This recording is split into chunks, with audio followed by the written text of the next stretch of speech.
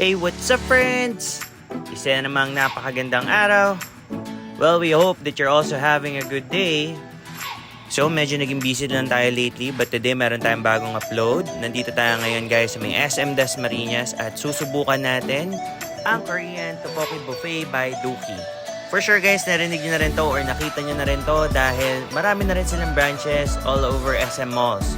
So, susubukan nga natin kung sulit nga ang 599 per packs. So, ano pang hinihintay natin? Let's go!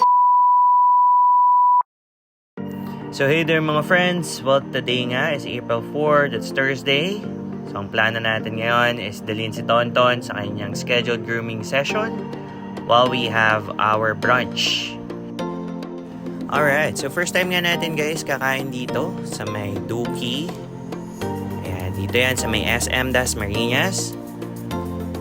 And 599 pesos ang per adult nila and 249 naman ang kanilang kids 4 feet and below. So very spacious nga ang kanilang dining area. And also, wala kang makikitang traffic sa kanilang buffet station, no? Which is good para naman hindi ka nagmamadali sa pagpili at pagkuha ng iyong food. So dito nga guys, makikita nyo ang kanilang iba't ibang flavors ng fried chicken. And honestly, masasarap silang lahat, especially kapag ka mga bagong luto, no? And yung food warmer naman nila dito is very effective na pagkuha mo, mainit pa yung pagkain talaga. And meron din sila dito mga fries, ayan, I think para sa mga bata yan. And they have also seaweed rolls. And dito meron silang iba't ibang sauces na pwede nyong subukan, no? So ilan lang din naman yung mga natry namin dyan. What we recommend is yung original Dooki sauce nila, which is may halong tamis at anghang. Ayan, saktong-sakto sa panlasang Pilipino, no? Pero if you want to try some other Korean flavors, ayan, feel free to check them there. So dito nga sa kabilang buffet station, guys, makikita na natin yung self bar. This is where you can grab your toppings sa noodles and ramen mo. Ayan, so mga kinuha nga namin dyan, yung mga common na kinakain natin, of course, yung meats, and nandyan na din yung fish cake. Also, masulit dito guys, yung shrimp. Ayan, and if fan kayo ng mga tahong, ayan, unlimited din yan guys. So, I guess, dito pa lang, no, masusulit mo na rin guys kasi magkano rin ng per kilo ng shrimp. And kung makakarami ka yan and favorite mo yan, for sure, sulit na bayad mo, no? At meron din silang iba't ibang veggies dyan, yung mais, carrots, and also yung mushrooms. The best recipe or ingredients for your noodles. So guys, we know na masarap kumuha talaga sa buffet station, no? But please keep in mind na no leftover policy pa rin tong restaurant na to. So please make sure to only grab what you can eat. You can always go back naman, diba?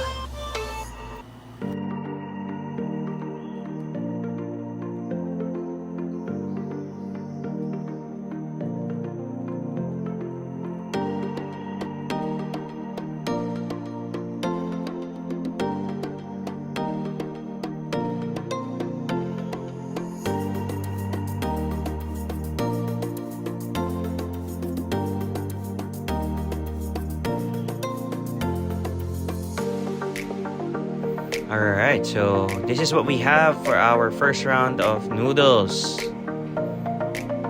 Ayan, nandito ang iba't ibang toppings na pwede nyong ilagay guys sa inyong noodles. And of course, hindi makukumpleto ang experience mo ng Korean cuisine kung walang japchae. Ayan, so nandiyan din yan. Meron din silang mga rice balls. And of course, yung kanilang Dooki hotdog. Ayan, may mga sauces din dyan. At napakasarap din yan guys, yung sweet potato, isa sa mga favorite desserts ko na meron sila dyan. And of course, yung watermelon nila and pineapple na masarap at matamis naman talaga. Dito guys, kung fan kayo ng fish cakes, ayan, meron silang iba't ibang klaseng fish cake dyan. So para ka na nga rin nagsangyup dito guys dahil meron silang iba't ibang klaseng flavor ng lutong meats. And there's kimchi, there's seaweeds, corn, pickled radish, and yung chopped carrots as your side dishes.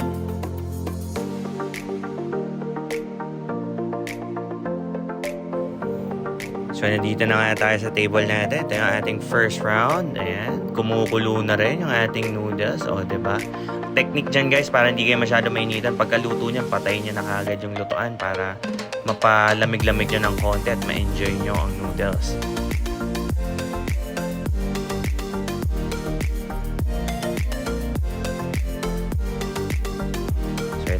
Naka-first bite na tayo guys. Yung fish cake muna. Testing natin. Thank you, Lord.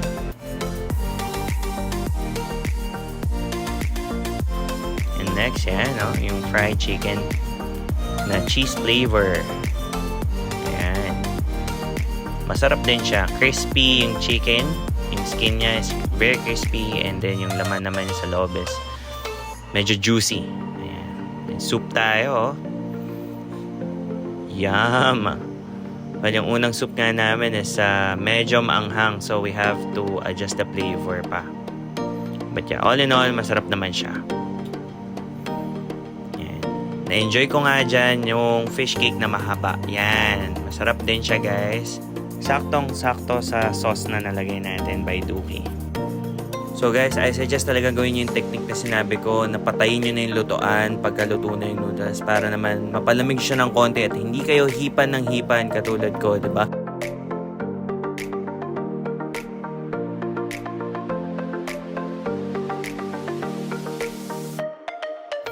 Yan nga, approve sa atin yan, no? Kahit hipan tayo ng hipan sa sobrang init. So, mabalik na nga tayo sa tanong natin, guys, no? Sulit nga ba ang 599 pesos dito sa Dookie? So, our short answer is yes. And bakit yes? Well, una sa lahat, napakarami namang choices din ng kanilang buffet. Sa fried chicken pa lang at sa recipe and ingredients ng noodles na pwede mong gamitin, talaga namang masusulit mo na, no? Plus, take note, unlimited din ang kanilang soft drinks and iced tea. And meron din silang fresh fruits, diba? Which is very healthy for all of us. So, I'd say this is something that you can also try if you want to experience something different nang hindi lang sangyup, nang hindi lang normal buffet. So, this is something that we also recommend for you to try with your loved ones, friends, and family. Oh, eto nga, sulit na sulit sa akin yung hipon kasi parang nakakalahating kilo yata ako dyan kakabalik-balik sa station. And also, ayan, oh.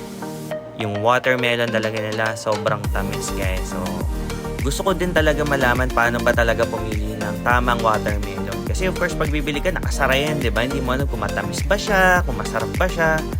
So, I hope that's something na pwede kong matutunan sa mga susunod. Para sulit naman yung mabibili ko, ano.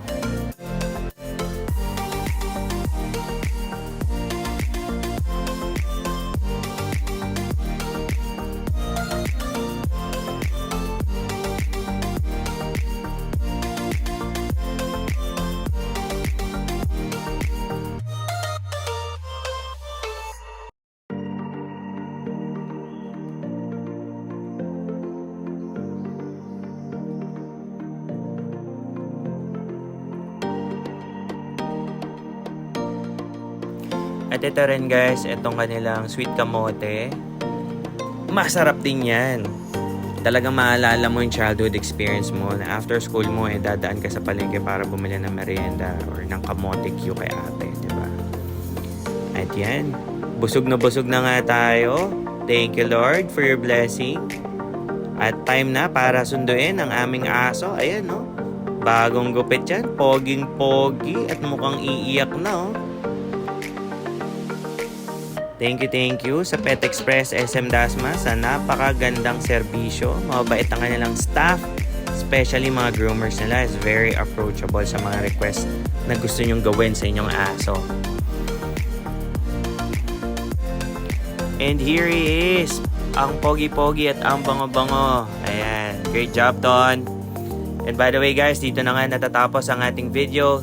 Again, thank you for watching and following us. And don't forget to like and subscribe. So, ingat-ingat palagi mga friends. And we hope that you stay humble, joyful, and above all, always do what makes you happy. Cheers and let's go!